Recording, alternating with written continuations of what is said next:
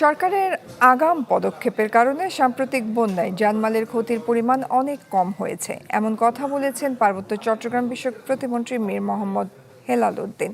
সকালে তিনি খাগড়াছড়ির মহালছড়িতে বন্যা পরবর্তী ত্রাণ সহায়তা বিতরণ অনুষ্ঠানে বলেন, দুর্গত মানুষের দুর্দশার কথা চিন্তা করে সরকার বিশেষ খাদ্য সহায়তা কর্মসূচি চালু করেছে।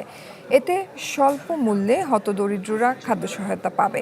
সরকারের সহায়তা থেকে কেউ বাদ যাবে না বলেও জানান প্রতিমন্ত্রী।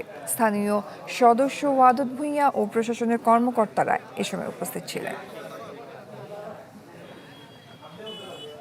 পার্বত্য অঞ্চল বাংলাদেশের জন্য একটি বিশেষ এলাকা।